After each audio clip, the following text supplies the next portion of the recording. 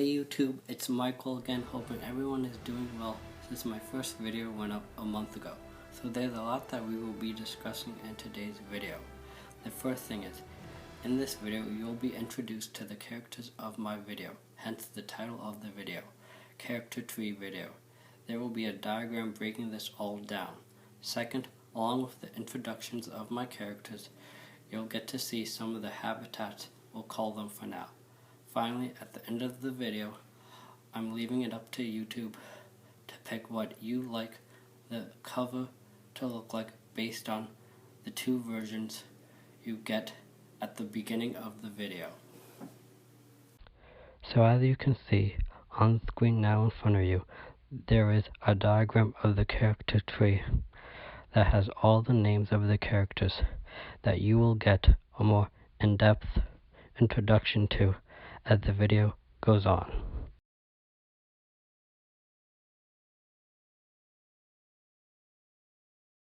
Character Tree Video. Vanessa Morgan. Master Topaz is a wise master that brought the element guardians together. Also is married to Mrs. Topaz.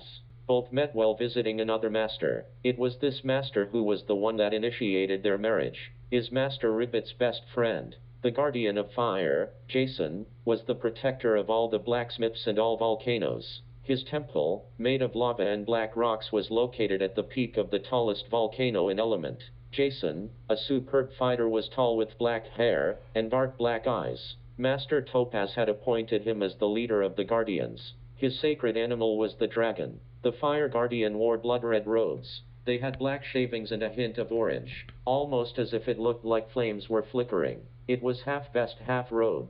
The vest part had black shavings, it was short and sleeveless. It had 3 loops that connected the vest together. This included 3 belt loops around the vest where you would put a belt. On the right side of the vest is where the symbol for fire was engraved. The robe section was longer than the vest portion. The pants weren't anything special, just a stretchable leather fabric along with black boots. Like I said in my last video, I can't pick between these two. The guardian of water, Sea Breeze, had power over the rivers, the oceans, lakes, and seas. His temple was bigger than Poseidon's palace. He was a dark-skinned person with a shaved head. His sacred animal was the shark. The water guardian wore clothing of light silk blue, cold and slick. The clothing looked like it was sewed and entwined by the ocean itself. It was half vest, half robe. The vest part had black shavings, it was short and sleeveless. It had 3 loops that connected the vest together, as well as 3 belt loops around it where you would put a belt. On the right side of the vest is where the symbol for water was engraved. The robe section was longer than the vest portion. The pants weren't anything special, just a stretchable leather fabric along with black boots. The Earth Guardian, Dan, was the protector of all the earth that surrounded him, rocks, mountains, and deserts. He was the manager of all the animals. The guardian had 2 beautiful daughters, Clarissa and Generissa. They both were trained by Master Topaz to become excellent warriors. Dan extended Master Topaz's teaching by training his daughters so to understand how to control the earth and its natural surroundings. Dan was the oldest of all 5 guardians. He was a strong believer in herbs and meditation. The guardian's animal that always watched over him was the wolf, with reddish-brownish fur. Dan's wife name was Queen Frenzy. The Earth Guardian's garments were different but had the same format as the other 2. They were dark green. It was rough.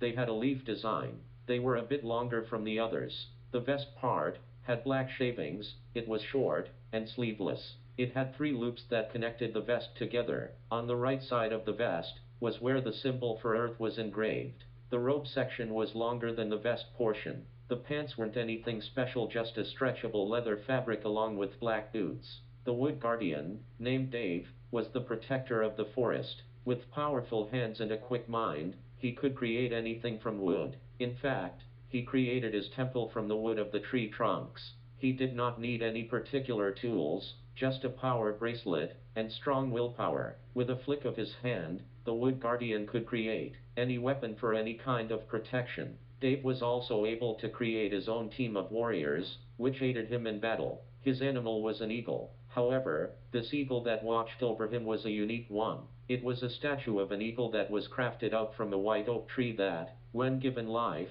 became real. The Wood Guardian's uniform was very different from the first three. The vest part had black shavings, it was short, and sleeveless. It had 3 loops that connected the vest together. It was like the others, but there was something that makes this outfit different.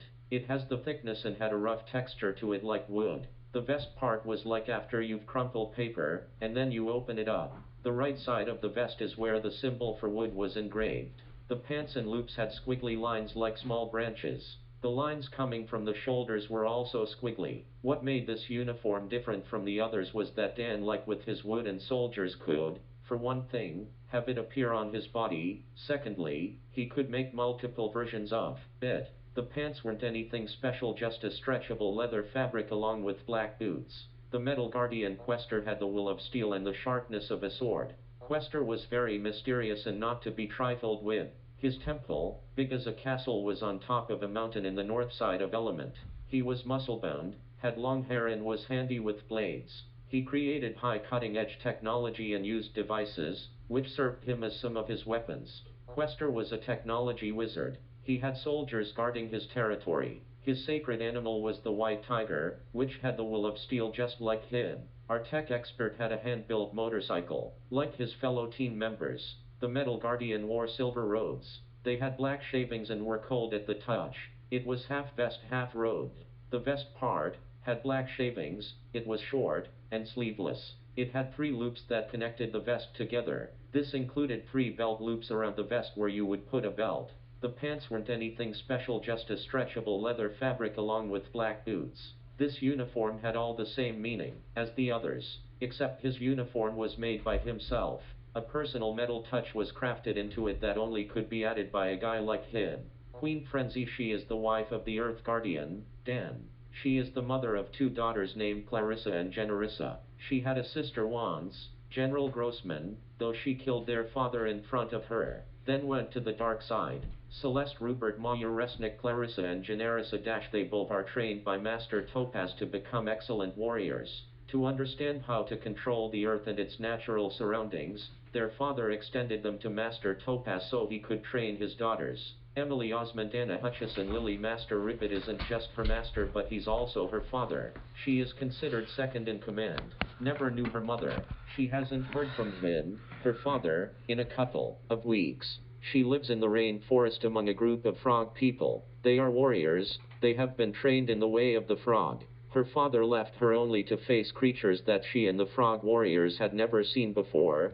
The choice comes down to these 2. Madalaine Petsch, Valeria. She's from the planet Valier. She's from a blue blood, royal family. She has red hair and brown eyes. She's in love with the color red.